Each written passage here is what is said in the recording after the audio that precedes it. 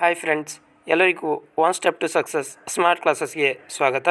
ನೋಡಿ ಫ್ರೆಂಡ್ಸ್, ಇತ್ತೀಚೆಗೆ free coaching ಎಕ್ಸಾಮನ್ನು ನಡೆಸಲಾಗಿತ್ತು. ಫಸ್ಟ್ ಲಿಸ್ಟ್ ಆ್ಯಂಡ್ ಸೆಕೆಂಡ್ ಲಿಸ್ಟನ್ನು ಬಿಡಲಾಗಿತ್ತು. ಫಸ್ಟ್ ಲಿಸ್ಟ್ ಮತ್ತು ಸೆಕೆಂಡ್ ಲಿಸ್ಟ್. ಇವಾಗ ಏನು ಮಾಡಲಾಗಿದೆ ಅಂದರೆ ಥರ್ಡ್ ಲಿಸ್ಟನ್ನು ಬಿಡಲಾಗಿದೆ.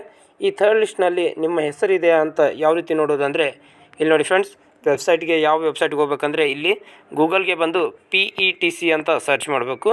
ಈ ರೀತಿ PETC ಅಂತ ಸರ್ಚ್ ಮಾಡಿದರೆ ನಿಮಗೆ ಇಲ್ಲಿ ಒಂದು ಇದು ಬರುತ್ತೆ. ಇಲ್ಲಿ PETC ಅಂತ ಕಾಣ್ತಾ ಇದೆಯಲ್ಲ, ಇದ್ರ ಮೇಲೆ ಕ್ಲಿಕ್ ಮಾಡಬೇಕು. ಕ್ಲಿಕ್ ಮಾಡಿದ ನಂತರ ಈ ರೀತಿಯಾದ ಒಂದು ಪೇಜ್ ಓಪನ್ ಆಗುತ್ತೆ.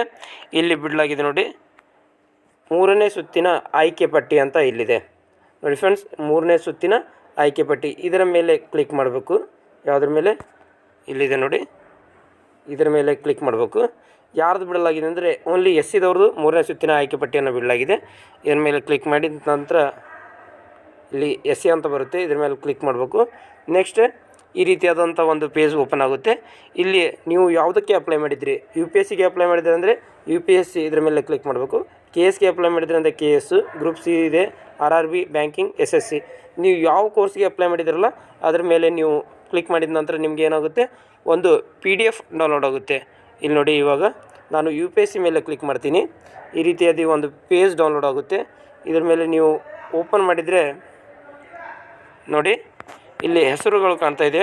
ಇದರಲ್ಲಿ ನೀವು ನಿಮ್ಮ ಹೆಸರನ್ನು ಈ ರೀತಿಯಾಗಿ ಏನಿದೆಯಲ್ಲ ಅದನ್ನ ಸರ್ಚ್ ಮಾಡಬೇಕು. 2024 ಅಂದರೆ ಜುಲೈ 7ರವರೆಗೆ ನೀವು ಇನ್ಸ್ಟಿಟ್ಯೂಟನ್ನು ಚಾಯ್ಸ್ ಮಾಡೋಕ್ಕೆ ಅವಕಾಶವನ್ನು ನೀಡಲಾಗಿದೆ. ಯಾವ ರೀತಿ ಅಂದರೆ ಇಲ್ಲಿ ಕೊಟ್ಟಿದ್ದಾರೆ ನೋಡಿ, ಇದ್ರ ಮೇಲೆ ಕ್ಲಿಕ್ ಮಾಡಬೇಕು. ಯಾವುದ್ರ ಮೇಲೆ? ಇದ್ರ ಮೇಲೆ ನೀವು ಕ್ಲಿಕ್ ಮಾಡಬೇಕು.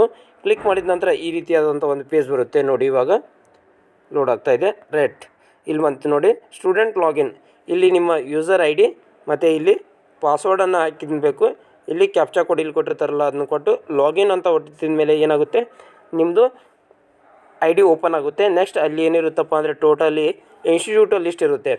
ಪ್ರತಿಯೊಂದು ಇನ್ಸ್ಟಿಟ್ಯೂಟ್ ಕೂಡ ನೀವು ಯಾವ ರೀತಿ ಕೊಡಬೇಕಪ್ಪ ಅಂದರೆ, ಇಲ್ಲಿ ಒಂದು ಇನ್ಸ್ಟಿಟ್ಯೂಟ್ ಎಕ್ಸಾಂಪಲ್ಗೆ ಇಲ್ಲೊಂದು AB ಅನ್ನುವಂಥ ಒಂದು ಇನ್ಸ್ಟಿಟ್ಯೂಟ್ ಇದೆ. ಇದ್ರ ಮುಂದೆ ಒಂದು ಕಾಲಮ್ ಬಾಕ್ಸ್ ಕೊಟ್ಟಿರ್ತಾರೆ. ನೆಕ್ಸ್ಟ್ BC ಅಂತ ಒಂದು ಇನ್ಸ್ಟಿಟ್ಯೂಟ್ ಇರುತ್ತೆ, ಅದ್ರ ಮುಂದೆ ಒಂದು ಬಾಕ್ಸ್ ಕೊಟ್ಟಿರ್ತಾರೆ. ಇದೇ ರೀತಿಯಾಗಿ ಮೊದಲೇ ಮ್ಯಾಲೆ ಏನು ಕೊಟ್ಟಿರ್ತಾರೆ, ಇಲ್ಲಿ ಡಿಸ್ಟಿಕ್ ನೇಮ್ ಕೊಟ್ಟಿರ್ತಾರೆ. ಬೆಂಗಳೂರು, ಧಾರವಾಡ, ದಾವಣಗೆರೆ, ಬಿಜಾಪುರ, ಈ ರೀತಿಯಾಗಿ ಬೇರೆ ಬೇರೆ ಡಿಸ್ಟಿಕ್ ಇರುತ್ತೆ. ಆ ಡಿಸ್ಟಿಕ್ ಮೇಲೆ ನೀವು ಫಸ್ಟ್ ಯಾವುದಕ್ಕೆ ಅಪ್ಲೈ ಮಾಡ್ತಿರಲ್ಲ ಆ ಡಿಸ್ಟಿಕ್ ಮೇಲೆ ಕ್ಲಿಕ್ ಮಾಡಿ. ಅದಕ್ಕೆ ಕ್ಲಿಕ್ ಮಾಡಿದ ನಂತರ ಆ ಜಿಲ್ಲೆಯಲ್ಲಿ ಅಥವಾ ಆ ಊರಿನಲ್ಲಿರುವಂಥ ಇನ್ಸ್ಟಿಟ್ಯೂಟ್ಗಳ ಹೆಸರುಗಳು ಬರುತ್ತೆ.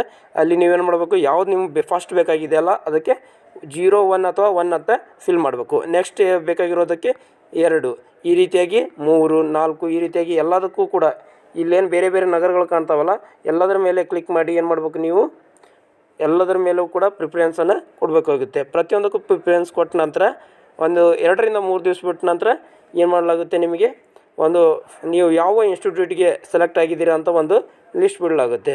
ತದನಂತರ ಆ ಲಿಸ್ಟ್ ಬಿಟ್ಟ ನಂತರ ನೀವೇನು ಮಾಡಬೇಕಾಗುತ್ತೆ, ಅಲ್ಲಿ ಒಂದು ನಿಮ್ಮ ಪ್ರವೇಶ ಪತ್ರವನ್ನು ಡೌನ್ಲೋಡ್ ಮಾಡಿಕೊಂಡು ಇನ್ಸ್ಟಿಟ್ಯೂಟ್ಗೆ ಹೋಗಿ ಅಲ್ಲಿ ಅಡ್ಮಿಷನ್ನ ಪಡ್ಕೋಬೇಕಾಗುತ್ತೆ. ಅಲ್ಲಿ ಕೂಡ ಲಾಸ್ಟ್ ಡೇಟನ್ನು ಕೊಟ್ಟಿರ್ತಾರೆ. ಪ್ರವೇಶ ಪತ್ರ ಡೌನ್ಲೋಡ್ ಮಾಡ್ಕೊಂಡ ನಂತರ ಇಷ್ಟು ದಿವಸದಲ್ಲಿ ನೀವು ಇನ್ಸ್ಟಿಟ್ಯೂಟ್ಗೆ ಹೋಗಿ ಅಲ್ಲಿ ಪ್ರವೇಶವನ್ನು ಪಡ್ಕೋಬೇಕಂತೇಳಿ ಲಾಸ್ಟ್ ಡೇಟನ್ನು ಕೊಟ್ಟಿರ್ತಾರೆ. ಹೌದಾ? ಇದಿಷ್ಟು ಏನಾಗಿತ್ತಪ್ಪ ಅಂದರೆ ಫ್ರೀ ಕೋಚಿಂಗ್ ಬಗ್ಗೆ ಮಾಹಿತಿಯಾಗಿತ್ತು. ಇದೇ ರೀತಿಯಾಗಿ ಇನ್ನಿತರ ಮಾಹಿತಿಗಾಗಿ ನಮ್ಮ ಚಾನಲನ್ನು ಸಬ್ಸ್ಕ್ರೈಬ್ ಮಾಡ್ಕೊಳ್ಳಿ. ಧನ್ಯವಾದಗಳು.